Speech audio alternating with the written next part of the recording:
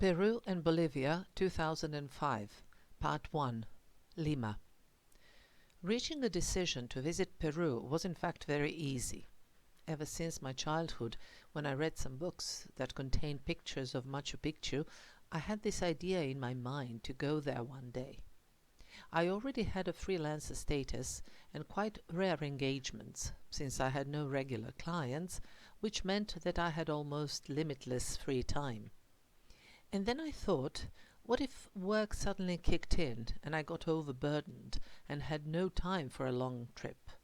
So I decided to take advantage of the circumstances and to go.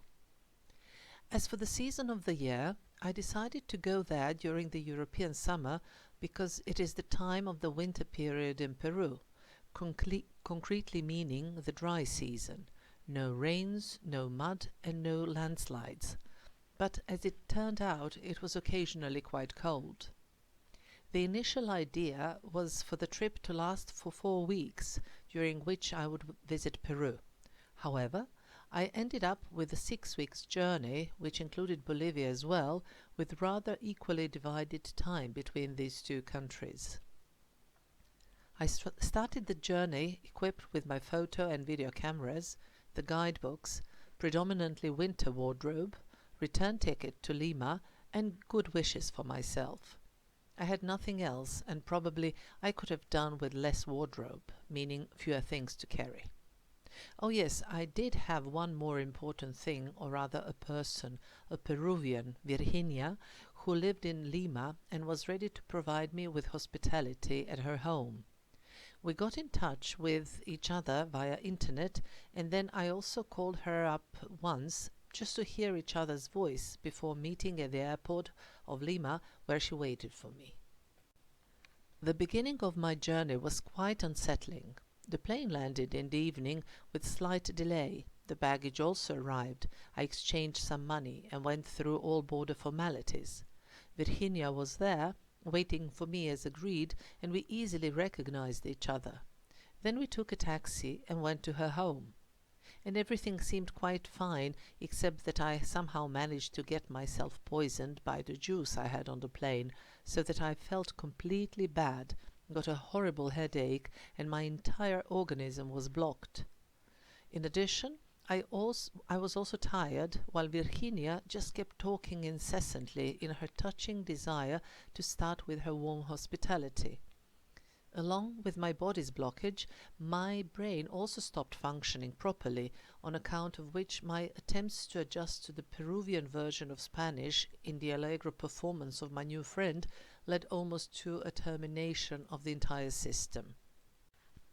We got to the small restaurant which Virginia ran together with her mum. In the back she had a room in which she lived, and in a hallway she had bunk beds, saying that I could sleep there.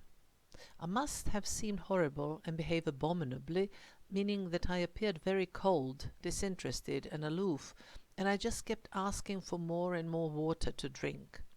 I eventually said I was tired and had to go to bed as I didn't feel well, and it was only after a visit to the bathroom, when I threw up all the water and the juice and everything else that was in my stomach and that was blocking me, that I finally started to feel normal again. It was just about the time when my New York friend called me to see if I arrived well, and I could honestly tell her I was all right. After that, I could talk more lively with Virginia about the plan for tomorrow, which was to start early, way too early. Namely, Virginia worked as a Spanish teacher in a private primary school which was located in the mountains around Lima, and which was an hour away by a school bus. In order to make it on time, we were to catch the bus that luckily passed almost by the restaurant at 6 o'clock in the morning. In her wonderful eagerness to show me as much of her country as possible, Virginia had already asked the principal if she could bring a friend for a day. Winter school holidays was to start the very next day, with only teaching staff's meetings, and the school would not work with its full capacity, which meant that it was a now or never opportunity for me. Bearing in mind the early waking up, the stomach agony of the night before, the entire previous day on the plains, I was quite in favor of the never version, but Virginia was so full of enthusiasm that I simply had no heart to be a jerk and decline her invitation. So, after the super early waking up, minimum of getting ready, and a quick breakfast, we were on our way. It was still dark and it was cold. There were already a few colleagues waiting at the stop, and soon the bus arrived. I'm quite tall, 181 centimeters, and this is a very important feature in some countries, Peru included, since most of the public transport is intended for persons of a smaller stature. So in such places I literally have to squeeze into it or stoop through it. The seats are also meant for smaller persons, so my legs get unpleasantly pressed. Anyway, when we got onto the bus, I could see that there were already a few teachers and some children in it. I was introduced to all the teachers, while most of the children snoozed. They were cute, all in uniforms, and girls with bows and on their plaits or pigtails. Their heads resting on the back of the seats jolted in the rhythm of the bus, but they couldn't care less. Most of them were actually fast asleep. It seemed to me like a very cruel way to go to school so early every day. I used to go to school in the morning every other week. The classes started at 8 o'clock. I lived literally 5 minutes on foot away, and still I had trouble waking up. As we drove, it began to dawn, and we passed through Lima and the suburbs, but I had no will to look out of the window, for my eyelids also seemed too heavy. It was only Virginia, with her inexhaustible energy, and a couple of her colleagues who talked. The rest of us were in a semi-trance or fully asleep. In the school's hall, I was first introduced to the principal, who practically reconfirmed her permission for a complete stranger to spend the entire day at the school. The principal was actually a nun in her advanced years, as the school was Catholic and included a church in its yard, which it shared with the adjoining monastery. In addition to being Catholic, it was also private, and it was generally considered a great fortune if parents could afford paying the tuition fee for their children. The school was also co-financed by the German government, so the German flags were all over the schools, and the German language was a mandatory subject for all. I was also introduced to different colleagues of Virginia, and on that occasion I learned one of the basic customs and symbols of good manners, and that was a hug and a kiss. Handshaking is less common, so the right arm goes into a semi-hug, and we lightly put a peck on the right cheek of the person we are greeting. If the persons are close, then the hug can be done with both arms, but it still goes with one kiss following the right cheek against right cheek principle. It was just the beginning of this day in Latin America, but this turned out to be one of the more important elements in human relations. Nowadays, I can hardly recall any of Virginia's colleagues, but I know I kissed them all, and I have to admit that for me it was a wonderful way of exchanging human warmth and kindness. The images have faded, but the feeling of closeness and the experience of that sign that I was welcome, that I was simply accepted somehow, that I was one of them, have remained.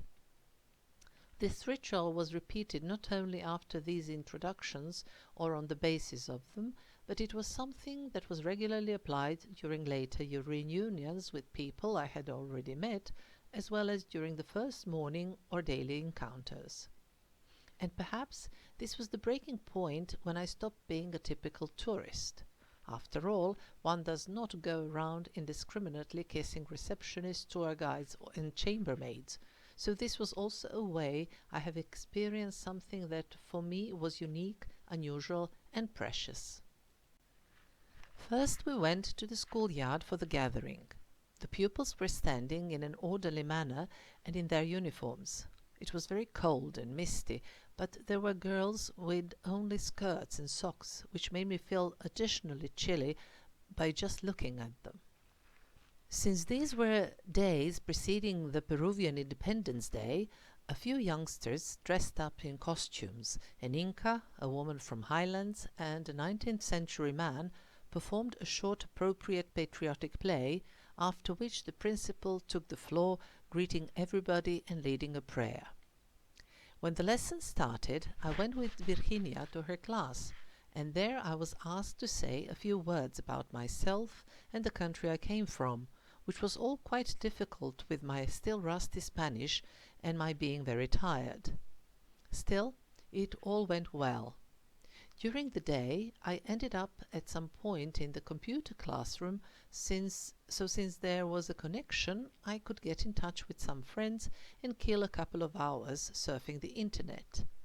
In the meantime, I also chatted with a history teacher, was introduced to numerous children, and was also occasionally present during the lessons at different grades. By the way, in addition to the children wearing their school uniforms, all the teachers have theirs as well. This is like a poncho, dress, apron kind of thing that is put on over the head and worn over the regular clothes, with ribbons tying it at waist and with a couple of pockets in the front. Although everybody was very pleasant and kind to me, I was truly glad when the end of the workday came and we returned to Lima. I had a little bit of rest, and then I went with Virginia to her gym. Of course, I didn't work out there, but the main idea was for me to take advantage of warm water there and have a shower. Namely, Virginia didn't have warm water on her premises, and although she pointed out to me how beneficial and healthy it was to have a cold shower, in the morning I exposed myself to only a symbolic quantity of that kind of health. So, I groomed myself well at the gym, and later we went to the center of Lima. There we had a nice stroll and eventually ended up in the main square, Plaza Mayor. In the meantime, it got dark, but everything was beautifully lit: the cathedral, the presidential palace, and the municipal building.